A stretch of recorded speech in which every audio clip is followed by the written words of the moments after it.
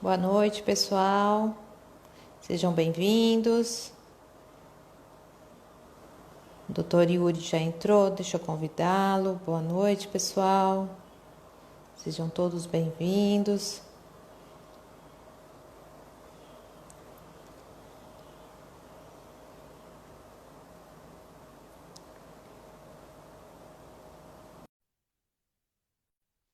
Vamos lá, acho que...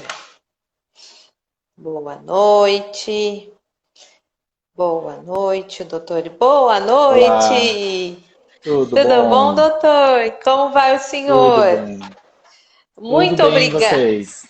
Bem, muito obrigada, viu, por pegar um tempinho da sua noite aí, no momento que É tem que isso, uma honra. descansar, tá aqui com a gente. É uma honra poder estar aqui falando com vocês. Agradeço muito. Ai, muito obrigada. Boa noite, pessoal que está entrando. Pessoal, muito esperada essa live, né? Porque é uma live limites, né? Nossa, eu falo que é o manual que toda mãe precisava ter, porque ó, é difícil. A criança tinha que nascer com esse manual. Mas não existe manual para cuidar, por isso que é tão difícil. É verdade, né? É um desafio diário, né, doutor? É verdade, é verdade. Doutor, eu acho que o maior problema hoje que eu encontro é o medo da mãe frustrar a criança. Então, é aquela palavrinha do não, sabe? A Uhum. gente dizer não para alguma coisa, e a gente ficar com aquele sentimento até de culpa, né? E, tadinho, poderia. Deixa só mais um pouquinho. Então, eu queria, assim, com toda a sua experiência, brilhantismo de carreira, falar um pouquinho Obrigado. para a gente desse.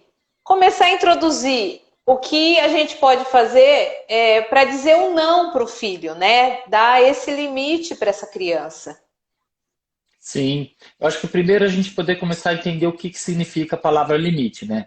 Eu falo que eu sempre tenho medo de quando a gente fala sobre limite, porque essa palavra está muito usada hoje, mas muito distorcida. Limite significa o ponto até onde você pode ir e a partir daquele ponto que não pode mais. Então, por exemplo, as paredes de uma casa demarcam o limite, até onde você pode, por exemplo, ouvir uma música, até onde o som da sua música não pode invadir a parede da casa do seu vizinho, porque ele não precisa ouvir a música que você escolheu. Então, limite não significa dizer não. O sim também é um limite. Quando eu pego uma criança e falo assim, olha, agora você pode pegar esse brinquedinho e sentar aqui nesse canto. Isso é limite, você está dizendo o que ele pode fazer. O limite, as pessoas têm muita ideia disso. As crianças precisam mais de limite, precisam ouvir não. O sim também é limite. Limite é dizer quando, como e se eu posso ter o meu desejo. Então, o limite a gente nunca coloca no desejo da criança ou no desejo do ser humano, né, até para adulto. A gente coloca na realidade. Vamos exemplificar. A criança fala assim: ah, eu quero ganhar esse brinquedo. Tudo bem. O desejo dele ganhar está normal. Se ele vai poder ganhar ou não aquele brinquedo, aí é o limite. Então, o limite é para a realidade. Ah, ele não ganha nada há meses e meses, é um negócio pequenininho, uma coisa que tudo bem, saiu fazer um dia diferente. Tá bom, filho, esse você pode ganhar. Só esse ponto. Esse é o limite. Ah, ele quer um brinquedo? Puxa, mas é um brinquedo que daria para eu dar no aniversário dele, no Natal. Bom, filho, você quer? Você vai esperar, no dia do Natal eu posso te dar. Ah, ele quer um brinquedo que foge da realidade. O que a gente vai falar para ele? Filho, eu sinto muito. Que bom que você queria, eu também ia querer, muito divertido, mas não tem como. Então, o limite a gente nunca pode dar para o desejo, porque se a gente destruir o desejo das pessoas, a gente destrói a autoestima, a gente destrói o desejo de viver, a gente cria ou um depressivo ou um desafiador opositor revoltado, porque ele escuta como se tudo que ele quisesse fosse ruim. O limite sempre é para a realidade. E o limite é sim ou não. Então, é dizer quando, como e se. Nós, a gente tem que se dar limite o tempo todo. Eu sempre uso esse exemplo nas minhas palestras, que eu acho que fica muito claro. Eu sou um adulto, quero tomar sorvete. Posso? Bom, já jantei, ou já almocei, estou com saúde, não tenho diabetes, estou saudável. Posso? Posso. Duas bolas. E não 2 litros. Se eu tomar 2 litros, eu vou adoecer. Eu quero tomar sorvete, estou com infecção de garganta. Não posso. Querer, eu vou querer? Quero, adoro sorvete, quero sempre. Posso? Não posso. Tem que esperar acabar a infecção. Então, quando acabar a infecção, esperar uma semana, ver que eu tô já saudável, não tive recaída, aí eu posso. 2 bolas e não 2 litros.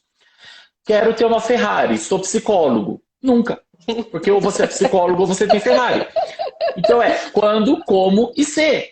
Se eu desejo ser psicólogo, que é a minha grande paixão, eu vou ter que abrir mão de realizar outros desejos, não deixar de ter o desejo. Percebe? Porque desejo é o que nos mantém vivo. Desejo é o que nos faz querer viver. É o que nos motiva a estar vivo para o dia seguinte, para daqui 10 anos, daqui 30 anos. Sem desejo, a gente deprime e quer se matar. Então, o desejo é o que nos mantém vivo. Quando a gente vai poder ter o desejo e quais desejos eu vou poder ter, é o que a gente chama de limite. Então, o limite não é só dizer não. O limite é dizer sim e não. Sim, agora pode brincar. Isso também eu estou dando limite. Eu estou limitando para ele. Olha, agora é a hora de brincar. Não, agora não é hora de brincar. Quando eu vou frustrar um desejo, então dar o limite do não e não do sim, ou seja, quando eu vou frustrar o desejo, eu tenho que entender que esse limite, se ele é frustrante, ele vai causar dor. E ele vai causar uma reação negativa. O que ensinaram para a gente na sociedade de errado é esperar que as pessoas fiquem bem quando se dá um limite negativo. E, na verdade, eu tenho que ensinar as pessoas a poderem ficar mal, porque eu estou desejando uma coisa que eu não posso ter. E esse desejo que vai ser interrompido vai causar uma dor. E a sociedade hoje não permite a gente ter essa dor. Então, uma criança fala assim, eu não quero fazer essa lição de casa. Com tanta tecnologia, com tantos brinquedos, com tanta oferta de prazer, as lições de casa se tornaram coisas horríveis mesmo para as crianças.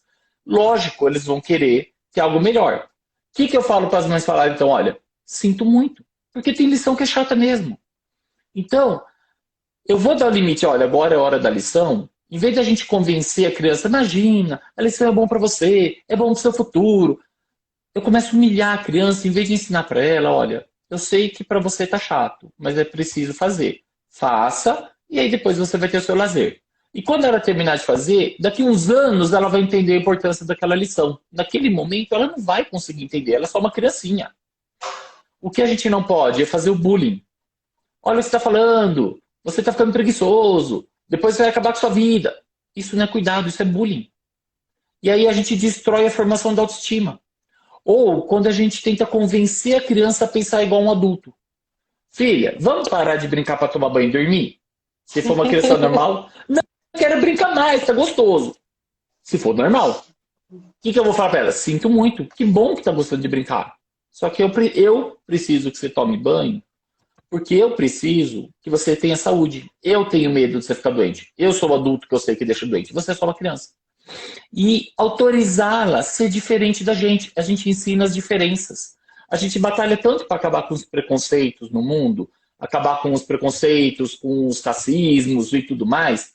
Só que a gente ensina a aceitar a diferença nessa infância, quando a gente aceita que a criança é diferente da gente. Quando a gente pega a criança pequena e tenta convencê-la do limite, a gente está falando que ela tem que pensar igual.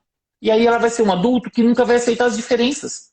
Porque minha mãe ensinou desde pequeno que eu tenho que concordar com a minha mãe, em vez de autorizá-la a discordar. Ó, você vai achar horrível, mas eu preciso que você cuide. A gente ensina a respeito às diferenças quando a gente respeita a nossa diferença da criança. Puxa, ela tem 3 anos de idade, ela tem 8 anos, ela tem 15 anos. Ela não tem 40, não tem 50, ela não vai saber o que é melhor para ela. Por isso que ela é chamada menor de idade.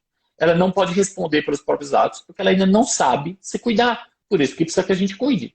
Então, limites tem que ser algo que a gente assuma. Eu estou dando limite para você. Você não vai. Se ela soubesse se dar limite, ela não precisava de pai e mãe. Vai morar sozinha. Por que criança de 5 anos não mora sozinha? Porque ela não pode assumir esses limites. Ela não pode saber se cuidar. Então, a gente tem que autorizar a pensar diferente. Autorizar que a pessoa pense diferente da gente. Olha, você só é uma criança, você vai querer brincar. Eu sou sua mãe e eu sei que o banho é importante. E aí ela vai aprender a se cuidar em meu nome. Porque é assim que a gente se cuida em nome dos outros. A gente foi criado com a ideia de que conhecimento faz a gente se cuidar. E isso é uma grande falácia. Isso é uma grande mentira. Conhecimentos não fazem as pessoas se cuidarem. Conhecimento faz a gente cuidar de quem a gente ama. Verdade. Se conhecimento fizesse a gente se cuidar, médicos teriam saúdes perfeitas. Porque os médicos têm todo o conhecimento de como ter saúde. E eles cuidam de seus pacientes, mas eles são obesos, eles fumam, eles trabalham 12 horas sentados sem fazer 1 hora de exercício no dia. E eles têm conhecimento. Só que eles têm um conhecimento para cuidar do outro, não de si. Conhecimento serve para a gente cuidar dos nossos filhos. A gente não usa o mesmo conhecimento para cuidar da gente mesmo. A gente dirige com cuidado quando está com o bebezinho pequenininho, com o pescoço mole no carro. Quando a gente está sozinho, dirige que nem louco, tá um monte de multa. Mulheres, você que é mãe, qual o momento que mais cuida da saúde? Quando está grávida. Você Verdade. pensa em qualquer remédio. Você pode ter enxaqueca. Na faculdade, quando é adolescente, tem enxaqueca, a amiga fala, eu tenho um remedinho para dor de cabeça, você quer? Eu quero, e toma, não sabe nem o que é. Toma até com cerveja. Quando tá grávida, qualquer coisinha que vai tomar, liga pra ginecologista. Eu posso tomar isso? Olha, eu tô... Não, tudo bem, acho que eu vou aguentar a dor, não vou nem tomar. Percebe? Não é pela própria saúde, é pela saúde do bebê. A gente se cuida em nome de alguém, a gente se cuida em nome de quem a gente ama. Só que a gente, com a criança, a gente quer que ela se cuide por ela. Só que nós adultos não sabemos fazer isso. Então, limite saudável significa isso. Eu dizer, quando come, se ele pode ter o que quer, assumindo que é por mim, porque eu quero esse ser vivo. Porque ele não é capaz de se desejar. Quando eu coloco que é pelo meu desejo por ele, eu desenvolvo autoestima nele. Porque ele vai se frustrar, aí vem a sua pergunta. Nossa, mas quando eu vou dar um limite negativo, ele vai se frustrar? Vai. Se fosse bom, não era limite. Ninguém chega e fala assim, hoje eu vou te dar um limite, você vai tomar sorvete hoje. Você fala, oba, isso não é limite. Limite é você está proibido de tomar sorvete. Limite é pandemia, você está proibido de sair de casa. Percebe? E não, você vai passear e fazer churrasco. O limite é você está proibido de fazer churrasco com os amigos. Isso é dolorido. Limites causam dor.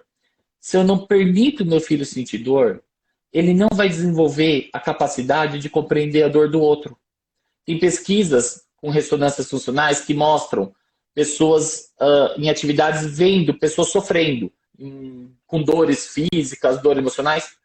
E essas pessoas, nessa ressonância que vê a ativação do cérebro, quando elas tinham posturas de empatia, tipo, nossa, deve ter doído, nossa, coitado, tá com muita dor. Quando a pessoa conseguia ter uma fala de empatia, eles viam que a área do cérebro que era ativada é a mesma área de dor que a pessoa sente. É como se ela estivesse sentindo aquela dor.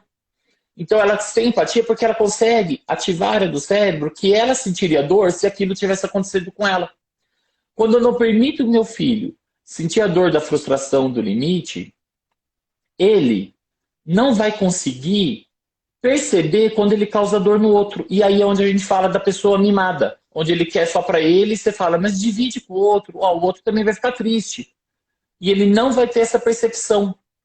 Por que ele não vai ter essa percepção? Porque ele não tem essa noção da dor, porque ele nunca sentiu essa dor. Então, uma parte dolorida de ser pai e mãe, não sei se tá picando, tá dando para ouvir? Tô ouvindo bem, eu tô te vendo pouco, mas agora eu tô vendo melhor. É, tá picando, isso. Tá picando, Uma mas das eu partes tô doloridas, te escutando. uma das partes doloridas de ser pai e mãe é ver o filho sofrer e saber que aquela dor é importante. E o que a gente pode fazer na hora que ele tá lá em birra chorando? Olhar e falar, filho, sinto muito, é triste mesmo. O que não pode é querer impedir a dor. O que não pode é fazer o que você falou, de tá bom, filho, toma, eu vou te dar então. Porque daí eu ensino que eu sou fraco para suportar essa dor. Então ele também é fraco para suportar o limite. E aí cada vez a birra vai aumentando mais. Quando essa criança pode se frustrar e ela é acolhida na frustração, acolhida é, pode chorar, tô aqui. Eu te odeio, tudo bem, mas eu te amo e eu vou cuidar de você mesmo assim. Eu odeio essa vida, tudo bem, mas eu amo muito e eu vou cuidar de você. Fica tranquilo. E quando ela vê que o cuidador consegue suportar a dor, aí ela aprende a suportar a dor.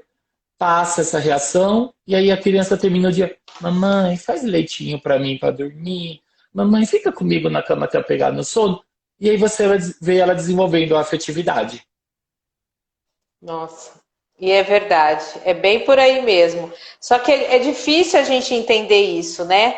Porque a gente também tem as nossas emoções, as nossas frustrações, e naquele momento daquela birra, Ou daqui você falou não, vai lá tomar banho. Não, mãe, não quero. Não, vai lá tomar banho. Aí o terceiro já, não, vai agora tomar banho. Tem que tomar banho, né? A gente não pensa nesse todo, né? Como que é tão importante a postura da mãe ou do pai ou de quem cuida daquela criança, né? De repente, isso a gente pode conciliar com os combinados, o limite? Ótimo. Então vamos colocar. Primeiro que eu costumo pedir para os pais: evitem falar 3 vezes. Ah, eu Porque falo. quando a gente fica repetindo, o que a gente ensina para a criança? Filho, vamos lá tomar banho. Aí ele não obedeceu. Filho, vou falar mais uma vez, vamos tomar banho. Filho, estou falando de uma vez. Quando eu falei a terceira vez, o que eu acabei de ensinar para a criança? Que ela nunca vai precisar me obedecer na primeira e na segunda, porque eu ainda vou falar a terceira. Para que ele vai obedecer na primeira, se você ainda tem mais um tempo para repetir? Então ele tem mais um tempo para ficar brincando. Ele não precisa te obedecer na primeira. Então eu costumo dizer assim para os pais: fale uma vez. Na segunda, execute. Vá até ele, pegue na mão. Agora é hora do banho, sinto muito. Faça acontecer. Quando eu falo a segunda vez: filho, eu vou pedir mais uma vez, eu mostro insegurança, porque mostra que eu não estava nem seguro de que era a hora mesmo. E ensina para ele nunca respeitar a primeira ordem. Porque a primeira ordem não traz consequência, não traz resultado. Não muda nada na vida. A primeira vez que falou, não aconteceu nada. Então por que eu tenho que obedecer? Olha, lembra que o nosso comportamento que educa, não é nossa fala. A fala não educa. O comportamento que educa. O que a gente faz, educa um filho. O que a gente fala, não educa. Fala é conhecimento para ele cuidar do filho dele, não para se cuidar. O nosso comportamento vai ser o que vai fazer ele aprender a se cuidar. O que a gente fala é conhecimento para ele cuidar dos filhos dele, não dele próprio. Percebe a complicação que é? Combinados. Combinados são bons para a gente poder ensinar a criança a aprender a lidar com o limite. Então, ó, antecipar. Filho, ó, você tá brincando, daqui, ó, 5 minutos vai ter banho. Então vai se antecipando para você saber. E aí, quando der 5 minutos, eu vou ter que ir lá e cumprir. Percebe? Porque ele não vai e eu vou ter que pegar na mão e levar. Mas fazer combinados, olha, esse tempo você vai ter de descanso, esse tempo você vai ter de brincadeira, esse tempo você vai ter de estudo. Ó, esse tempo você vai ter de TV. Ele vai compreender que tem um começo, meio e fim. Porque a tecnologia hoje não dá essa noção de começo, meio e fim. A televisão hoje é infinita. Antigamente, a TV tinha períodos curtos que você poderia assistir programas infantis. Eram alguns desenhos de manhã, alguns desenhos no final da tarde. 8 horas da noite só tinha 4 canais de TV que só passava jornal. Então nenhuma criança assistia TV 8 horas da noite antigamente, porque não tinha nada de infância. Hoje você tem canais de 24 horas, centenas de canais. Tem YouTube, tem internet que eles acessam a hora qualquer. Então eles podem ficar 5, 6, 7, 8 horas. A sensação deles é que faltou muito mais tempo para eles verem tudo o que desejam, porque desejo é infinito. Não importa quantas horas eles tenham de lazer, sempre vai se querer mais. O dia que acabar esse desejo, eles vão se matar. Então o desejo é infinito. Se o desejo é infinito, a gente tem que permiti-los compreender que tem um fim, e o fim vai ser dolorido, não importa quantas horas brincou. Não adianta eu falar para a criança: você já está brincando há 3 horas. Ah, mas eu posso brincar mais 3. Não importa quantas horas sejam. Todo fim causa angústia. Todo fim causa dor. E todo fim vai ser frustrante. Então, quando que uma criança aprende a lidar com a frustração? Quando ela pode se frustrar e ela vê um cuidador, um pai, uma mãe, uma avó, uma professora, alguém que ela possa confiar, desabafar, colocar a frustração para fora, colocar essa dor e ver que o adulto suporta. Como a gente tem que suportar como adulto. Puxa, tô num churrasco super gostoso e agora tá na hora de ir embora. A gente fala: ai, que chato, que pena que acabou. A gente não tá feliz. Não existe felicidade. Existem momentos felizes intercalados com momentos tristes. Essa coisa da gente vamos buscar a felicidade, vai morrer buscando. Não existe. Porque toda felicidade vai trazer uma tristeza. Ela acaba. Aquela coisa que está te dando felicidade, uma hora para. Não é eterno. Aí você vai precisar de novo. Então o que a gente tem que ensinar? A gente tem uma sociedade que ensina muito a ter prazer. Mas a gente tem uma sociedade que não ensina a sentir dor.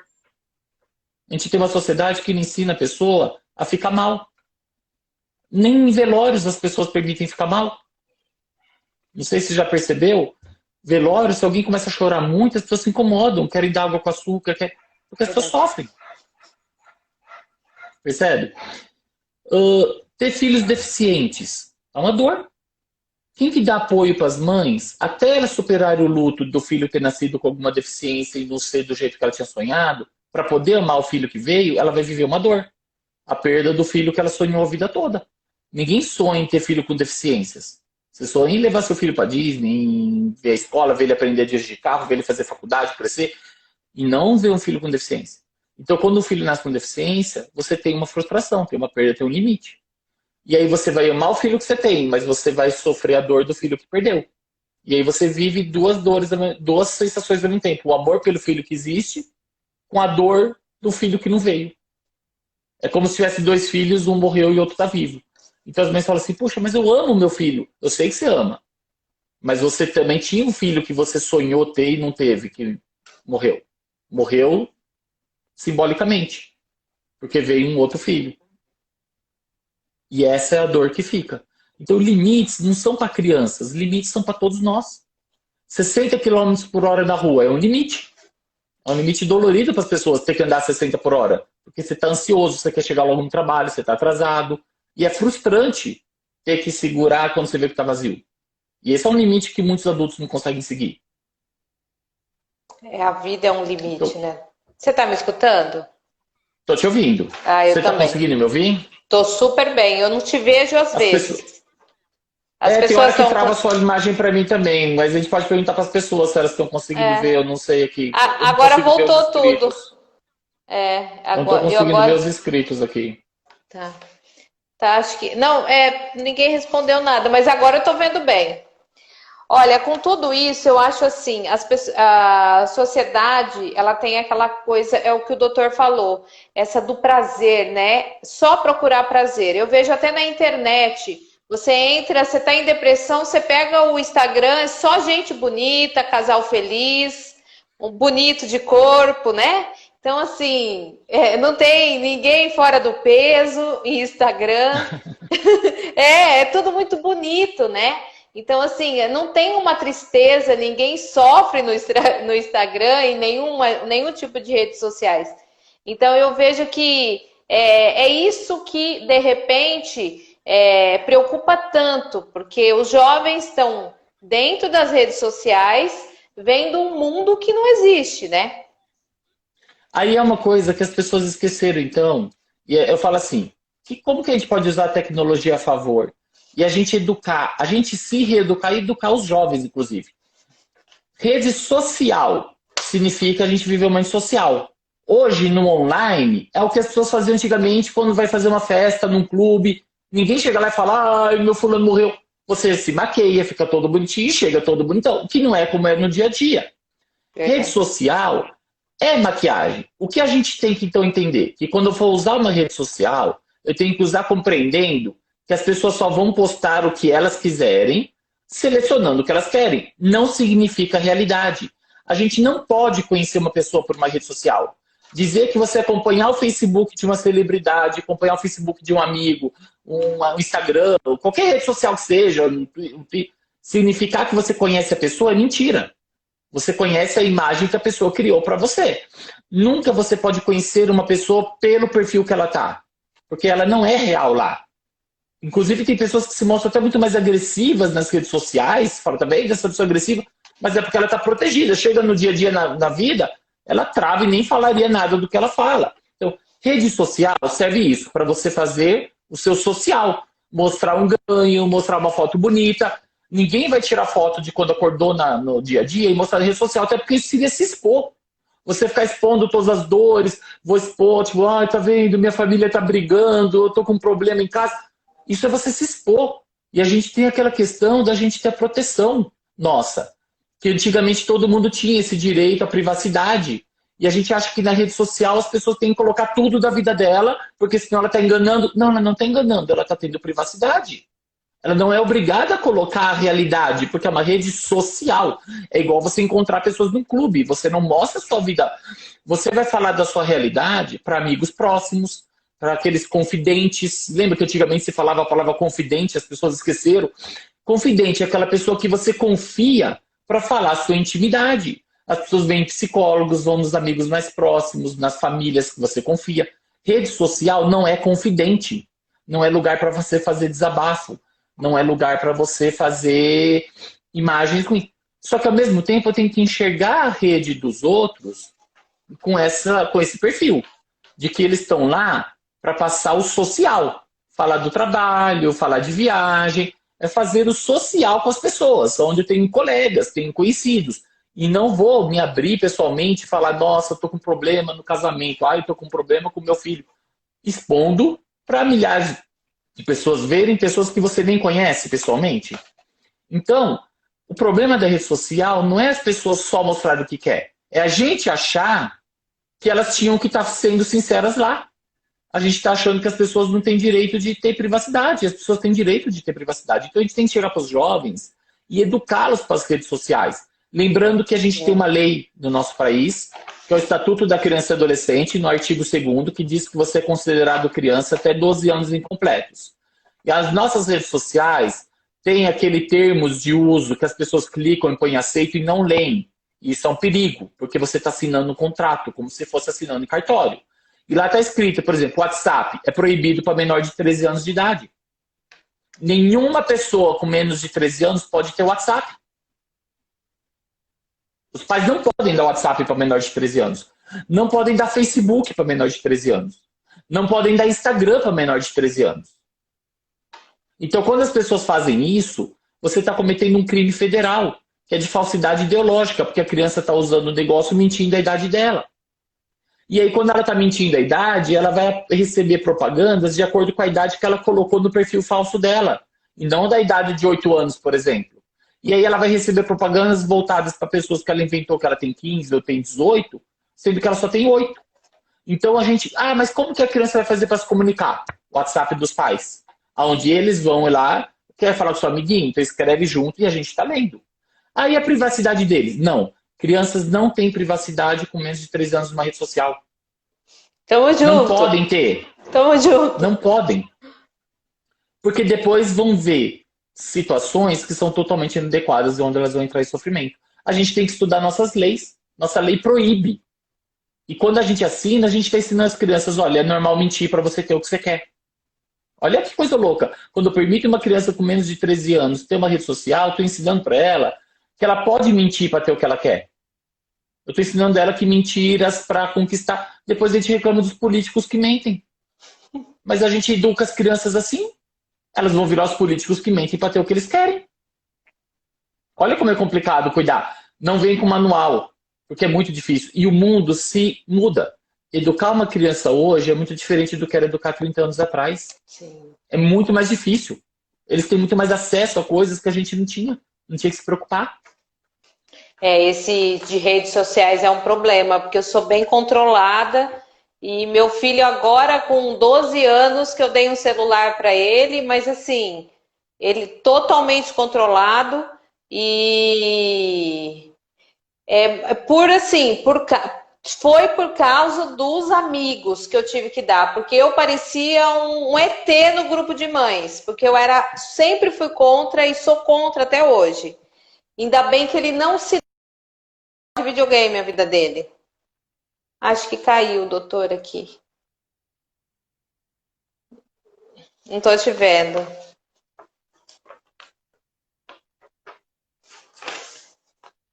É a minha? Será ou a sua, hein? Acho que o doutor caiu. Ainda não. Eu pus no 4G para ver se voltava. Vê se voltou. Não tô te vendo. Não voltou ainda? Não. Então eu vou sair e vou entrar de novo para você me aceitar. Tá bom, ótimo. Fica aí, pessoal. Espera um pouquinho que o doutor tá voltando. Ele vai sair a internet. Ai, gente, como é duro educar, né? Ah, meu Deus. Mas a gente tem que ficar firme ali, ficar firme. Vamos lá. Voltou? O doutor caiu, olha lá, ele voltou.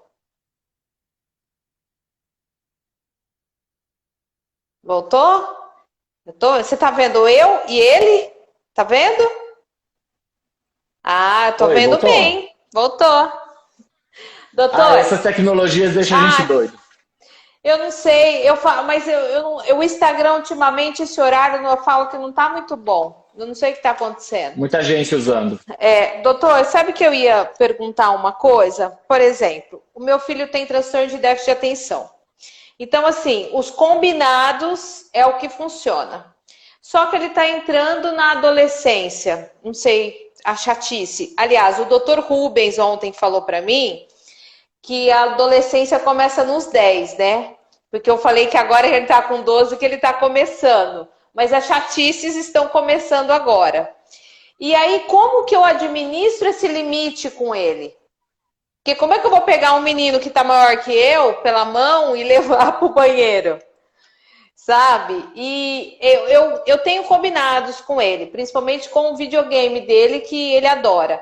Eu aviso, Rô, daqui meia hora a gente vai acabar, porque ele tem a sequência de jogo, não pode acabar de uma hora para outra, enfim. Não entendo nada daquilo. Mas ele falou que tem as missões. Então, ele tem que terminar uma missão para acabar. Então, eu já combino com ele. Acabando essa missão, acabou. Se você entrar em outra missão e eu chegar aqui, vamos parar, vai ter que parar no meio da missão. E é bem administrado. Só que agora, com os últimos tempos, a chatice começou, a reclamação, a bateção de mão, de pé. E aí, o que a gente faz com isso, com esses adolescentes? Então vamos entender uma coisa. Por isso você falou sobre início de adolescência, na verdade ele varia muito de acordo com os sujeitos. Tem pacientes meus que com 10, 11 anos estão entrando na adolescência, outros com 11, outros com 12, para 13, porque não existe uma coisa tão fixa assim. Então tem umas pessoas que já meio que entram nesse amadurecimento que acontece na adolescência, né? Mas a gente tem que entender algumas coisas sobre a adolescência. Primeiro, existe uma coisa que acontece na adolescência que a gente chama de síndrome de abstinência dopaminérgica. Olha que nome doido, mas eu vou explicar. Dopamina é a substância que a gente produz no nosso cérebro, naturalmente, um neurotransmissor, uma substância química, e que faz parte de um circuito que a gente chama do circuito do prazer e recompensa. Então, toda vez que a gente tem uma atividade que está dando prazer, ela é ativada, faz a gente sentir esse prazer, faz a gente sentir essa recompensa e que vai querer tender a repetir esses comportamentos que estão sendo esse prazer. Ela é muito bem ativada na infância, a ponto da gente ver quando são crianças, às vezes qualquer brinquedinho de nada, um plastiquinho que vem dentro do Kinder Ovo vira um super brinquedo e eles adoram, já brincam. Então a criança, ela consegue tirar brincadeira e prazer de qualquer coisinha simples, qualquer papelzinho já inventa uma brincadeira. Quando chega na adolescência, 1/3 desses neurônios se perdem. E aí ele já não tem a ativação dessa sensação de prazer como tinha antes.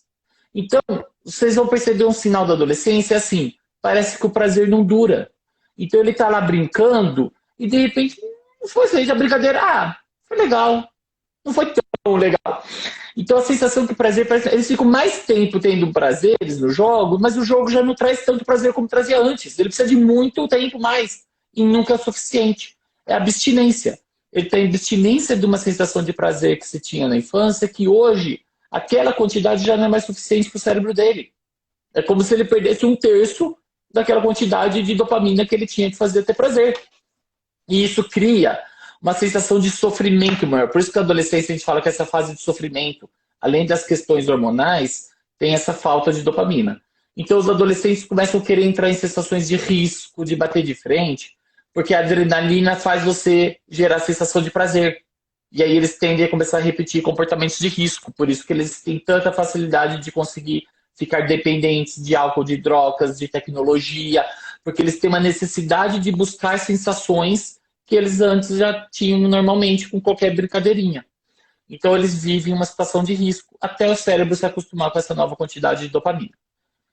Temos outro problema. Eles começam a ficar fortes, começam a ficar grandes e começam a ficar muito angustiados. Porque eles começam a ter mudanças corporais, começam a ter mudanças de percepção do mundo, porém, emocionalmente, eles continuam imaturos. E eles vão continuar imaturos até os 25 anos de idade. Então, eles vão ter esse sofrimento que vai atrapalhar muito para eles. Então, eles ficam mais irritados, ficam mais revoltados. E como que a gente põe limites? Com combinados funciona. Existe essa questão, sim, que os adolescentes reclamam muito. Os jogos online hoje dão muito mais limites do que nós adultos. Então tem jogos que eles fazem partidas em grupos E que se eles entram lá num grupo, estão fazendo parte do grupo da partida. E se eles saírem no meio da partida, por qualquer motivo, a mãe que desligou o computador, ou a internet que caiu, que nem aconteceu aqui com a gente, eles abandonaram a equipe no meio da partida, eles são banidos dos jogos. Alguns jogos banem eles por 7 dias. Eles ficam proibidos de entrar naquele jogo por 7 dias. Olha que castigo. Tem mãe que dá castigo por 1 dia. Tirei 1 dia o celular. O jogo tira por 7. Então eles preferem encarar a mãe do que encarar o jogo. Porque o jogo tira eles por 7 dias. Por 7 dias, você está proibido de jogar porque você abandonou a tua equipe. E por isso que tem aumentado. Os jogos hoje são feitos para causar dependência. Se você tem jogos de celular, que se você não entrar todo dia, você perde o prêmio e aí você nunca vai ser bom. Então você tem a obrigação de todo dia entrar no jogo para clicar nas caixinhas, senão você perde. Percebe? Antigamente você ia jogar jogo lá de Atari, poxa, não importa se você entrava num domingo e levasse 1 mês para entrar, você não perdia nada, porque estava salvo no computador. Hoje não.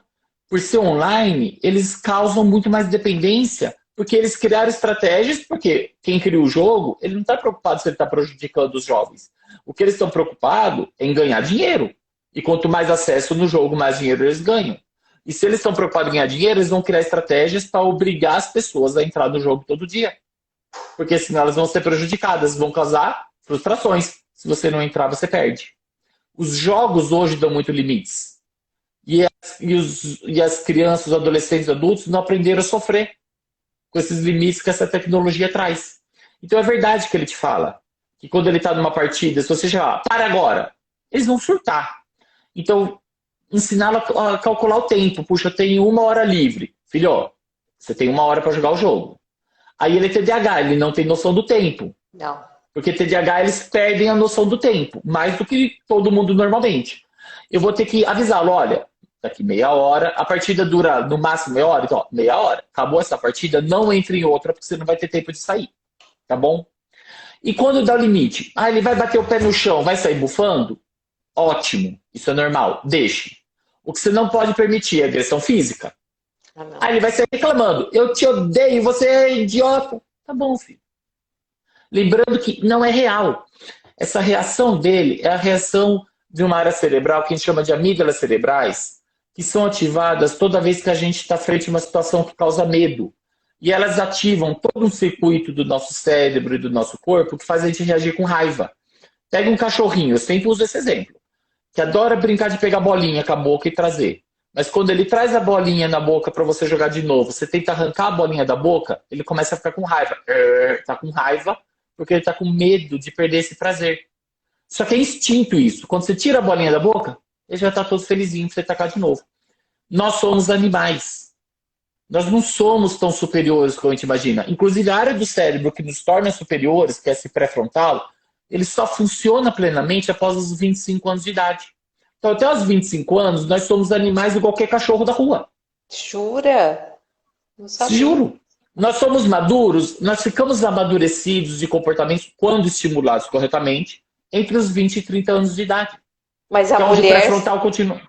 A mulher sempre, a mulher consegue ser um pouco mais, porque a mulher eu percebo que sempre é mais madura que o homem. Depende. Depende de como ela foi estimulada. Eu tenho casos de meninas que não são. Ah, tá. Hormonalmente, maduramente, sim. Mas não é via de regra. Você vai ter mães comentando aqui e fala, ih, minha filha, por causa que depende muito também da estimulação. Se eu não, igual aprender a falar. A gente tem as fases que a gente começa a lalação, depois tem a fase de começar a falar as primeiras palavras, por volta de 1 ano, né? 11 meses, 1 ano, 1 ano e 1 mês, 1 ano, 2 meses. As primeiras frases por volta de 2 anos de idade. Mas se eu não estimulo a criança, ela fica cuidada por lobos, ela vai chegar aos 2 anos sem falar nada. Ela tem a propensão a desenvolver, se estimulada. Comportamento é a mesma coisa. A gente vai amadurecer aos 25, se estimulados. Eu atendo adolescentes de 50 anos de idade. Eu já atendi adolescente de 70 anos de idade. Mas ainda adolescente. Agindo tal qual adolescente. Então a gente sai da adolescência quando bem estimulado. Então como que eu faço com esse adolescente? Ah, ele não bate em mim tudo, mas ele reclama. Isso é frustração. Como que ele vai suportar? Filho é chato mesmo. Pode reclamar. Você é uma chata, mãe? Sou. Se eu quero ser mãe boa, na hora da frustração vou ser chato. Eu brinco com meus pacientes que eu sou psicólogo chato. Porque eu pego no pé. Eu tô fazendo consulta, então eu tô dormindo tarde, eu olho, eu vou dar um puxão de orelha. Não sei, brincando, né? Hoje você vai dormir cedo. Você promete pra mim? Eu sou psicólogo chato. Eu vou pegar no seu pé. Tá bom, tio, eu sei que é pra cuidar de mim. No dia seguinte, tio, dormi cedo, viu? Ah, que bom, tô feliz. Eu pego no pé dos meus pacientes. E eu sou chato, eu falo, olha, eu vou ser chato hoje. Só que eu vou ser chato porque eu me importo com você. E não porque você é ruim. O que não pode é fazer o bullying. Filho, para com isso. Olha quanto tempo você brincou. Você já está 2 horas no computador. A gente lembrar que não importa. Ele pode estar 8 horas no computador. Ele vai bufar. A função de um filho de 12 anos é bufar. Função de mãe e pai é suportar a bufação, suportar a reclamação e pode reclamar, desde que ele vá para o banho. Ah, ele vai batendo o pé. Mas ele está te obedecendo. Ele vai para o banho. Você vai falar para ele, filho, que bom que você veio para o banho. Ah, mas ele foi de cara feia. Não tem importância, cara feia não mata ninguém. Eu preciso que ele vá de cara feia pro banho. Mas se ele tá indo pro banho, ele é um adolescente normal, tá te obedecendo.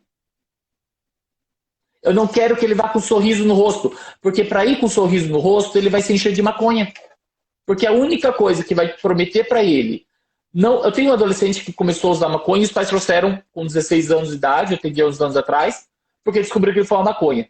Ele virou para mim e falou assim, por que meus pais estão reclamando? Faz 6 meses que eu fumo. Faz 6 meses que eu não brigo com eles. Eu tô tão bonzinho com eles. O que eles estão achando ruim? Só que ele tá bonzinho por quê? Porque ele tá fumando maconha todo dia. Relaxa. A mãe reclama, tá bom, mano. Tá tranquilo, tudo bem. Que triste. Percebe? Só que chegou uma hora assim, ele começou a fumar maconha uma vez, depois chegou uma hora que era todo dia. Porque era o único jeito dele ficar relaxado. Então eu falo assim, eu não quero que meu filho fume maconha, então deixa ele bufar. Dê o direito dele, filho, você tem direito de reclamar. Por quê? Porque hoje é você que decide a hora do banho dele. Só que essa reclamação vai fazer assim, você está incontente? Então estuda, batalha, ele vai arranjar o emprego, vai arranjar a casa dele, e aí ele vai decidir a hora do banho dele. Você vai estimular ele bufando a um dia ele ter a independência dele. Como que a gente convence os jovens hoje a estudar na escola, sendo que a escola é totalmente desmotivadora? Permitindo eles bufar. Você está achando ruim? Não tem importância. Mas eu vou cuidar de você enquanto eu puder. O dia que você estiver lá trabalhando, pagando suas contas em sua casa, eu vou só poder rezar. Eu rezo para minha religião, cada um tem a sua, vai rezar para sua religião, pedindo para que ele não fique sem tomar banho, pelo amor de Deus. Mas até lá, filho, enquanto eu puder, eu vou cuidar de você. Filhos não ganham autonomia, conquista. Aí eu sempre uso o exemplo de carta de motorista.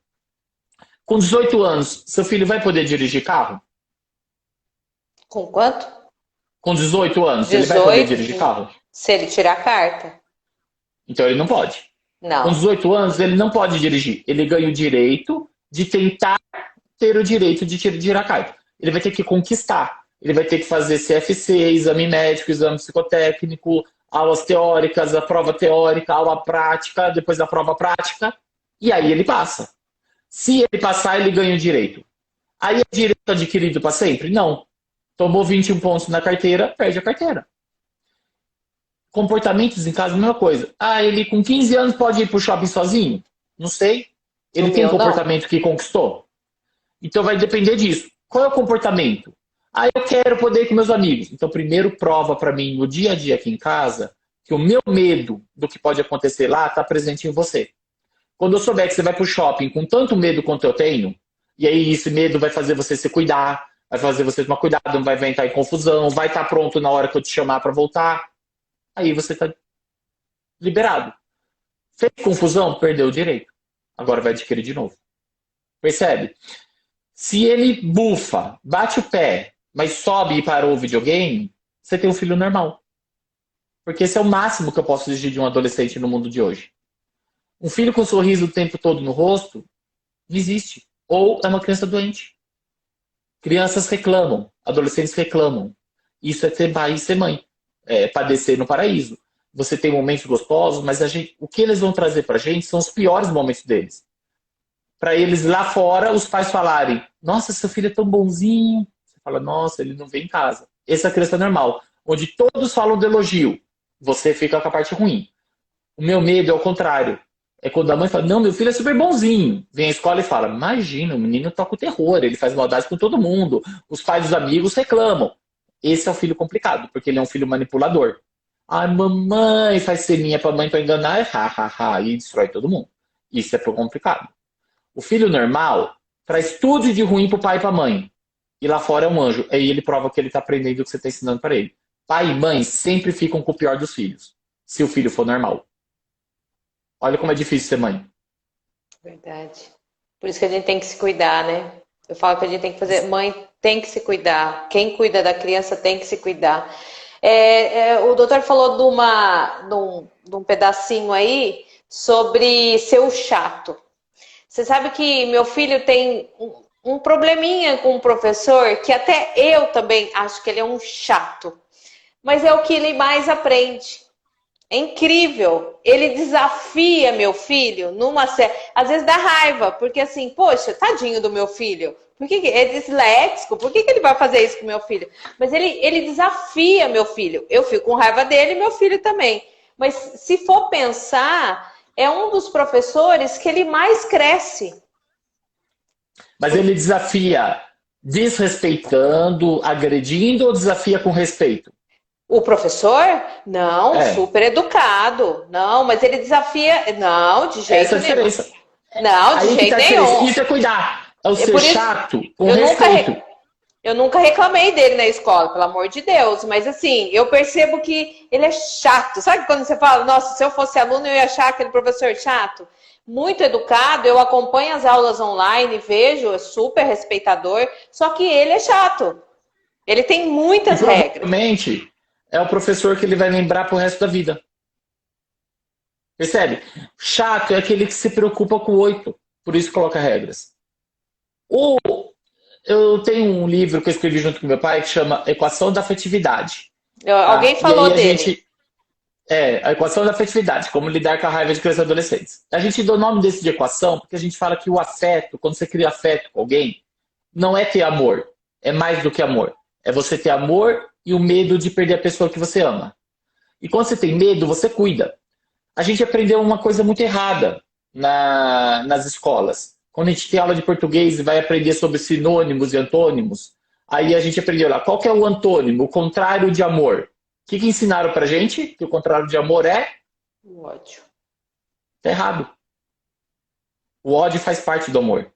Você já teve ódio do seu filho quando ele começa a bufar e bater o pé? Você tem ódio do marido quando ele sai e não lava nem o café da manhã e você fala, pô, mas passei o dia trabalhando, chego em casa, nem a louça do café da manhã ele ajudou a lavar?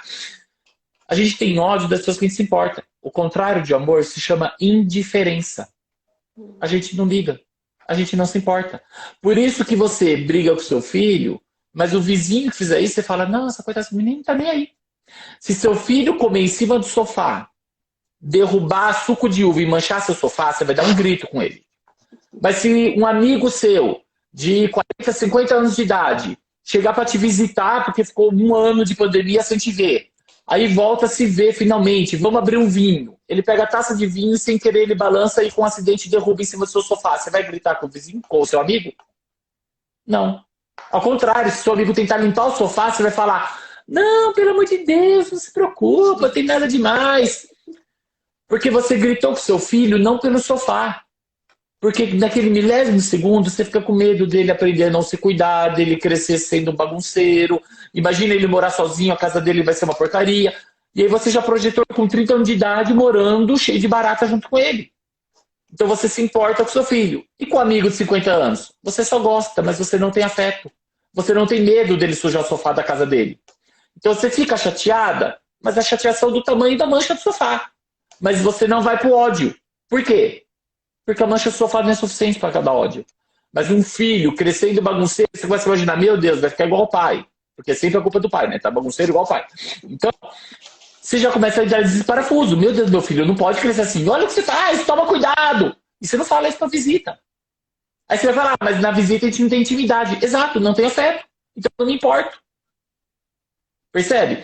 Eu não sinto ódio da visita que sujou o sofá. Ao contrário, vai embora e você fala, nossa, que chato, mas foi tão bom, preciso marcar de novo. Marcar de novo com o cara que manchou seu sofá. E com o filho você vai fazer ele lamber o sofá até sumir a mancha. A gente tem ódio de quem a gente tem medo de perder. Perder não só para a morte, perder para os maus cuidados, perder. A gente faz sacrifícios por quem a gente ama. Então isso é afeto, é amor mais medo. Então a gente tem raiva, a gente tem ciúme dentro do limite normal. Por isso que eu perguntei. A raiva é sem agressividade. Percebe? Por isso que o filho não pode ter agressão física. Aí já é problema. Mas a agressão verbal, na verdade, é só desabafo.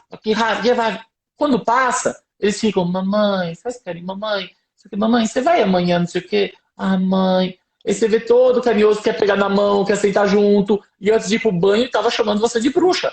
Sai do banho, parece que o banho relaxou. Não, você suportou a frustração. Sai do banho, mamãe, não sei o quê. Nossa, o que você tá assistindo, mãe? Posso sentar aqui do lado pra assistir com você? Você falou, ai, cadê a bruxa? Nunca foi bruxa. Ele só tá desabafando por você. É o cachorro rosnando.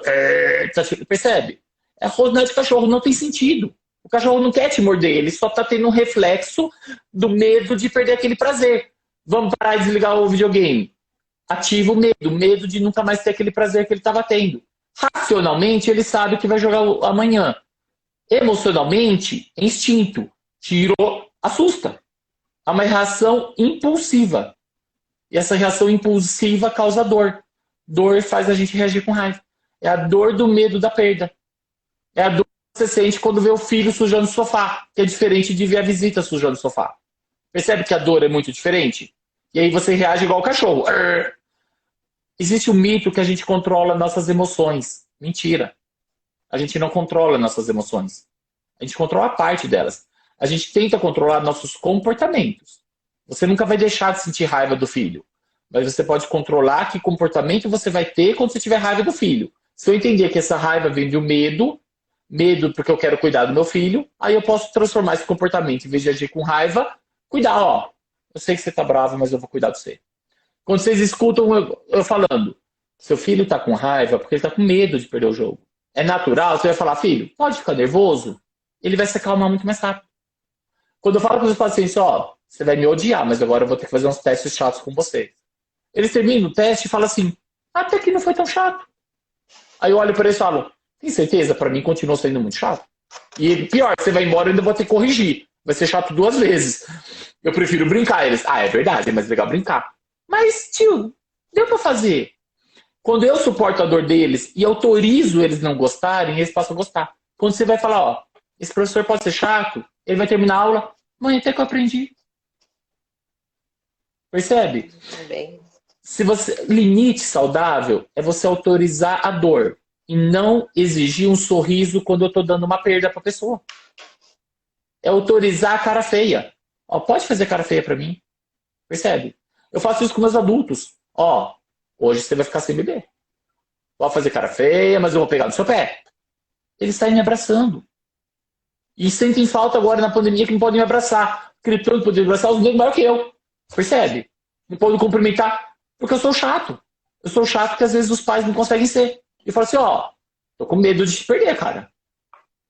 Eu faço isso com crianças de 5 anos, de 8 anos, de 25 anos, de 35 anos. Eu pego caras que trabalham em multinacional, sento com eles e faço a rotina de estudo deles. Ó, agora você vai trabalhar, agora você vai descansar. Agora... Eu tive cara de 27 anos que estava trabalhando em empresa, nessa pandemia começou a voltar a jogar joguinho e foi dormir 4 horas da manhã, porque se empolgou no jogo e não dormiu. E tinha que trabalhar no dia seguinte. Quem botou limite por horário dele fui eu. Eu cheguei e falei, olha, de domingo à noite à quinta à noite, 11h30 você vai desligar, meia-noite você tá dormindo. Porque ele acorda às 7h30, 8 horas. Sexta-noite, sábado-noite, eu te autorizo a jogar até mais tarde. Durante a semana, eu não quero. E ele obedeceu, chegou assim, ó, consegui, viu, botei os alarmes no celular, porque eu fiz ele botar alarme, lembrando que ele é um TDAH, TDAHs precisam de sinais visuais, auditivos. Ah, eu vou pensar. Não. Combinados, ponha no papel. Como que criança aprende matemática? Com apoio visual. Você põe lá os pauzinhos. 3 canetinhas, mais 3 canetinhas, igual 6 canetinhas. Comportamento é a mesma coisa. Se a gente não fazer eles visualizar o que a gente está pedindo, eles não aprendem. Quando eu faço o apoio visual da rotina, com horário, eles entendem muito mais, evita esses surtos de comportamento. E quando tiver o surto, é só verbal, é só reclamação? Pode. Pode. Pode reclamar. Pode reclamar, pode chorar, porque você tem sofrimento. Se eu autorizar ele a sofrer, ele aprende a seguir o limite, ele aprende a se cuidar. Eu desenvolvo autoestima nele.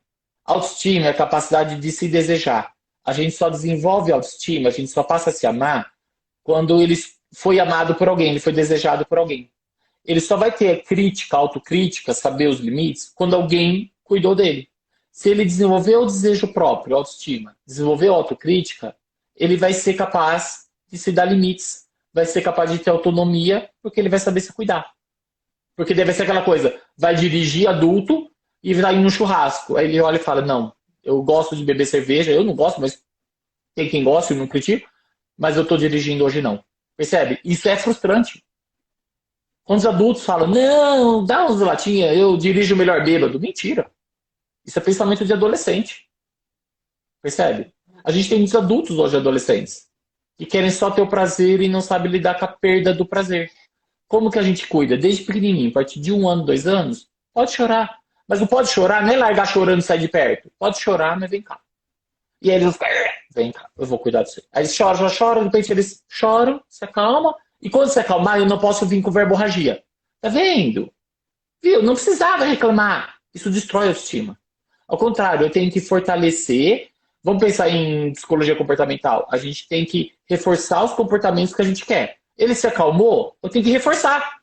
Calmou? Que bom, ó. Tô sempre aqui para cuidar de você, viu? Transformar aquele momento que se acalmou em algo bom. E não, tipo, tá vendo? Precisava ter chorado? Claro que precisava. Se não precisasse, eu não teria chorado. É criança. Percebe? Ele não é adulto.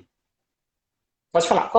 Como limite, a gente aprende tanto com limite, né? Tendo esse conhecimento de saber o limite, a gente consegue aprender mais coisas, né? Com esse limite. Isso. Nossa. Teve uma que até colocou aqui, que não sente, a Ana Petrovski, psicopedagoga, colocou que a raiva é da atitude e não do filho. É verdade. O filho você ama.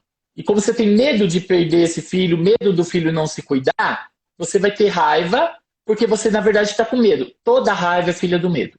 Isso a gente fala no livro também. A gente tem raiva dos políticos, porque tem medo de até quando eles ficarem roubando, vão prejudicar a gente. Você está dirigindo o carro, alguém vem e corta a sua frente. E aí você fica com raiva porque cortou a sua frente. Você ficou com medo, poderia ter te matado, ou vai te atrasar mais ainda. A raiva vem de medo. A raiva que tem do filho, não é do filho, é da atitude dele, porque essa atitude traz um medo de que eu não esteja sendo um bom pai, uma boa mãe, que eu não esteja educando direito, e se ele crescer adulto sendo assim, como que ele vai se cuidar? Percebe? É um medo do futuro, que faz a gente sentir raiva. A raiva do filho é a mesma coisa. Ele tá com raiva porque mandou desligar o videogame. Ele tá com medo. Se eu autorizar essa raiva mostrando para ele, olha, é normal ter raiva. Você estava gostando de brincar, que bom que você estava gostando. Amanhã eu te permito mais. Esse é o combinado. Se eu permitir esse medo e essa raiva, ele aprende a lidar com as frustrações. Quando a gente quer dar um limite, esperando a pessoa abrir um sorriso, eu vou adoecer essa pessoa. Eu tenho que me preparar, vou dar um limite. Eu brinco que eu tenho meu filho, que quando ele está muito com soninho à noite, criança pequena, né, vai fazer 5 anos, ele é super bonzinho, mas tem noite que ele tá. É normal, vai chorar. Aí ele tá com soninho, aí começa aquela coisa que acha que não tá com sono, então vamos escovar dente. Não, porque eu não quero, porque não sei o quê. Começa, pego ele, põe no colo, vamos. Aí chora, aí eu ponho ele na cama, vamos fazer fio dental. Deito ele na cama, ele berra, eu falo, ai que bom, chora, porque quando chora, abre a boca, fica tão mais fácil passar fio dental. Eu falo que eu adoro passar fio dental com ele chorando. É muito mais fácil do que com ele rindo. Aí eu começo a rir. Aí eu falo, não, chora mais, ajuda. Aí ele começa a rir, eu falo, não, filho, é pra você chorar. E aí ele fica bem. Aí dura 3 minutos. E eu não entendo por que os pais acham tão ruim escovar dente do filho com ele chorando. Sendo que, na verdade, é tão mais fácil escovar dente com eles chorando. Por que as pessoas se obrigam a ser pai e mãe? As pessoas se obrigam a ser pai e mãe querendo que o filho sorria o tempo todo. Eu, ao contrário, as pessoas falam tanto que meu filho é bonzinho que quando ele chora ou faz birra, eu falo, graças a Deus, ele é normal. Eu acho muito bom quando ele faz birra. Eu falo, que bom, quer dizer que ele estava se divertindo. Então, a gente poder começar a mudar essa visão que a gente tem de cuidar de alguém e ver essa dor como algo natural. A criança que não faz birra nunca desde pequena é uma criança doente. É uma criança depressiva. Uma criança de 3 anos, tá lá vendo televisãozinha. Filho, desliga a TV. Tá bom. Filho, guarda os brinquedos. Tá bom. Essa é uma criança que tem que trazer para o consultório psicológico urgentemente. Vai cair nosso tempo. Vai cair. Vai cair. Ai, meu Deus.